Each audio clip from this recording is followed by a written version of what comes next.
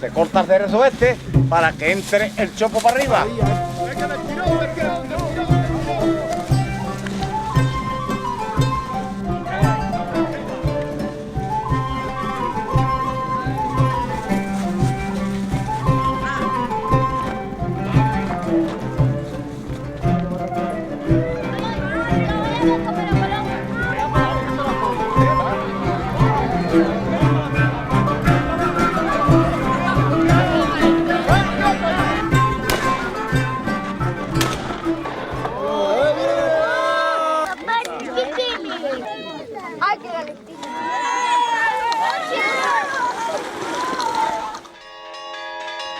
La identidad de mucha gente se activa, se reproduce en rituales, en fiestas que tienen que ver con símbolos religiosos.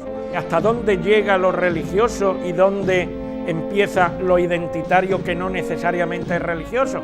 En esto también la cultura andaluza es una cultura mestiza, resultado de muchas imbricaciones, ¿verdad? Y claro, ¿quién se atreve a juzgar cuáles son las razones profundas por las que participamos en nuestras propias fiestas?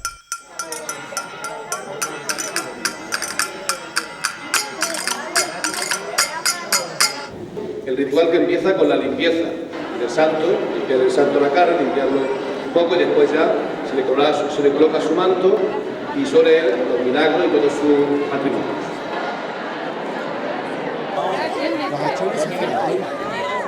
Nada que me quemo.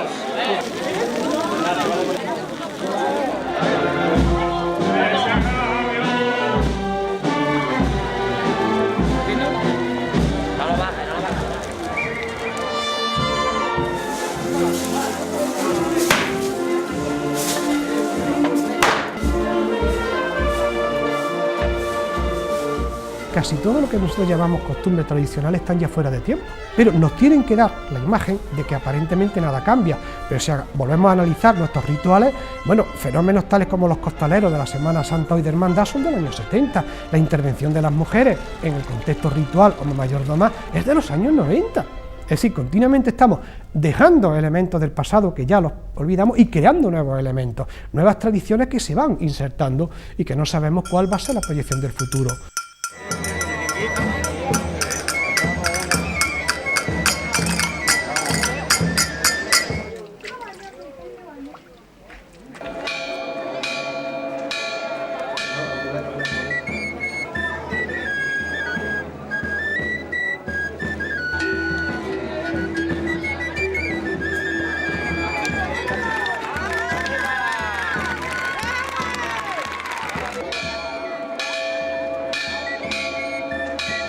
El proceso de espectacularización de las fiestas tiene varios riesgos, evidentemente. Uno de ellos es la homogeneización. Cada vez en más sitios se quieren parecer cuando celebran tal o cual fiesta, por ejemplo, bueno, aquí en Andalucía, cada vez más a los carnavales de Cádiz, en un caso concreto, o la Semana Santa, sobre todo la de Sevilla, la de Málaga. Esto supone una homogeneización que sin duda es un empobrecimiento cultural. Y yo creo que habría que hacer un esfuerzo por activar la valoración de lo singular. Ya esto ocurre en algunos sitios, que llevan a gala no parecerse a las grandes ciudades o a las grandes fiestas. Ya en algunos sitios le dicen, nosotros somos distintos.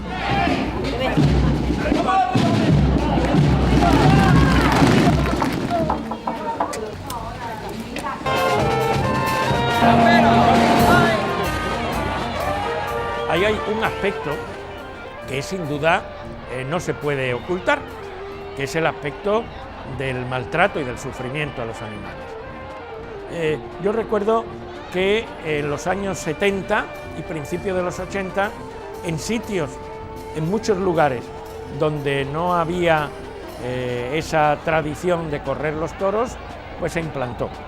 Es decir, que en algunos lugares pues realmente la raigambre de esa expresión pues tampoco es demasiado fuerte.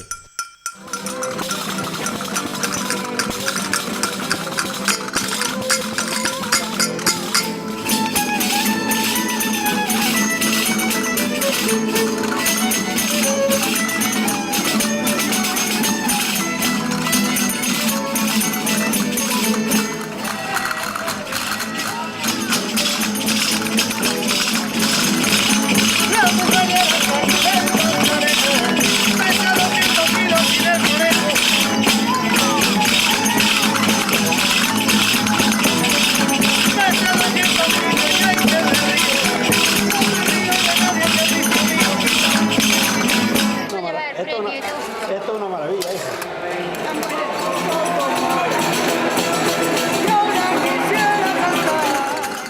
La música nos cambia de sitio. La música es la que nos hace, por otra parte, recordar. Entonces, ese recuerdo que no se sabe lo que es el que hace que la música, lo primero, se viva, pero luego se recree a través de la memoria. Y cada vez que se oye esta música, en Andalucía decimos que no se oye, se siente.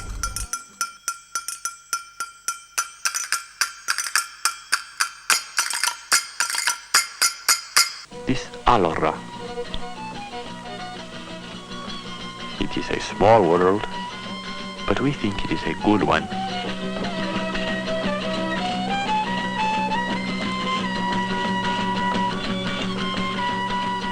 If you came to this town, if you would meet these people, I think you would like them.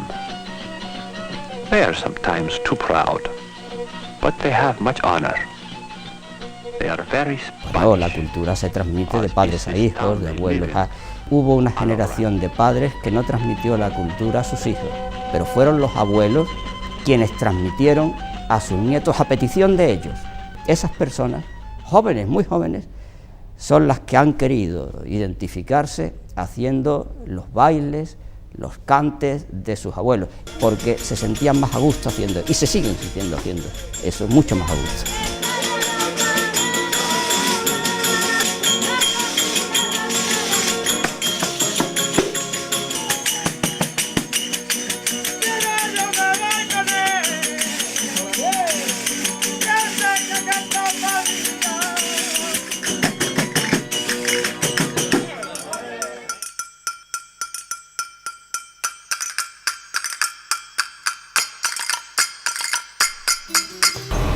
Lo primero, abro el barro, voy ahuecándolo y dándole forma. Le hago unos adornos. Ahora ya cojo y por inmersión le doy el engobe. Esto después del torno, una vez seco ya echado el engobe, se dibujaría. Tendríamos que meterlo en el horno. Después pasaría a pintarse a donde están las niñas, que son las que le echan el color. Las pinturas son mezclas de óxido y le dio el color que yo quiero. Pero el esmalte, al meterlo en el horno, saldría transparente. Hasta la llegada de la industria, de una forma artesana, se producía lo útil, lo no útil, lo festivo, lo tal, se hacía el botijo y se hacía la carreta del rocío y se hacía absolutamente todo. Empieza a desprestigiarse porque empieza a tildarse de antiguo, de obsoleto, de atrasado frente a lo moderno, a lo mecánico, a lo tal. Llegando a un punto máximo además de desprestigio en los años 60, en los años del desarrollismo, donde se abandonan infinidad de oficios, de actividades. Los artesanos no quieren que sus propios hijos sigan en esa vida, sino que se incorporen a un mundo más moderno, más académico. Hoy día se ha vuelto a dar la vuelta a eso.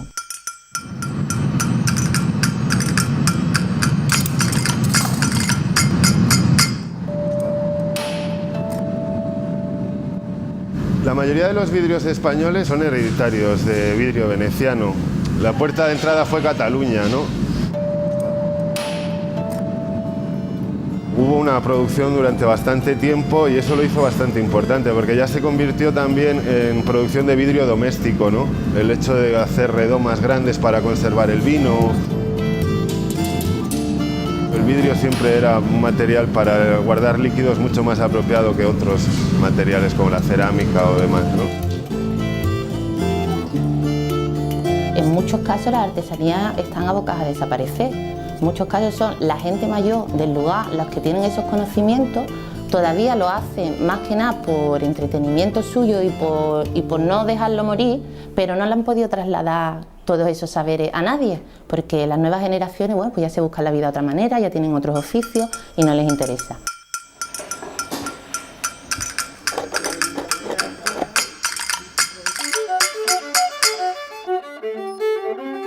La reunión perfecta de dos mundos, como la artesanía en madera y la música.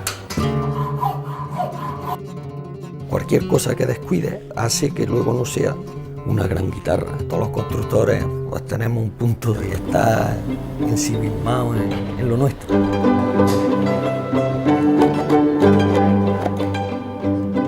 Repasamos. Hemos llegado a la parte más difícil, pero esto de aquí, ¿ves? Es de lo que cuesta más trabajo. Cuando sale el instrumento del taller, aún viene un trabajo de acoplamiento de todas las partes del instrumento. Por eso es muy importante la labor del músico, que es el que termina de darle voz al instrumento que tú has construido.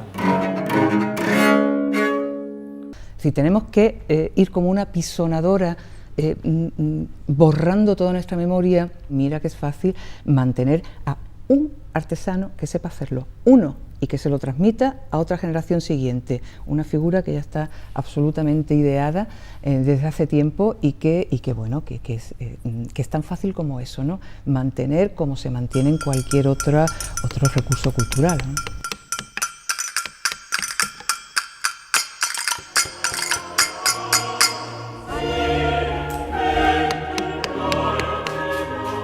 No olvidemos que la imaginería es una rama importantísima de la escultura, que es la gran madre, pero no por eso menospreciarla ni nada, es dificilísimo, ¿no? Sobre todo que llene a la unción, a la devoción y que llegue al pueblo, que es lo importante, ¿no?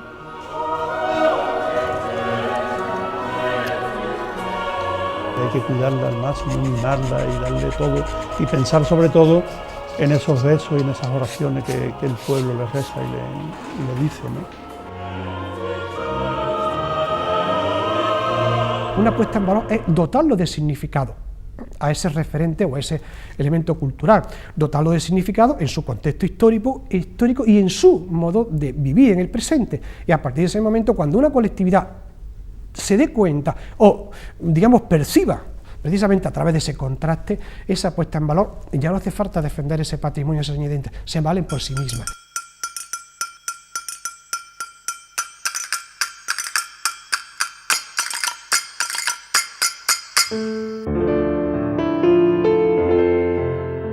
Eran hombres mucho más duros. Nosotros manejábamos las anclas a mano. Y ahora pero la gente no tiene los redaños que tenían aquella gente, ni pensarlo. Una levantada de 2000 atunes de derecho manda Castaño.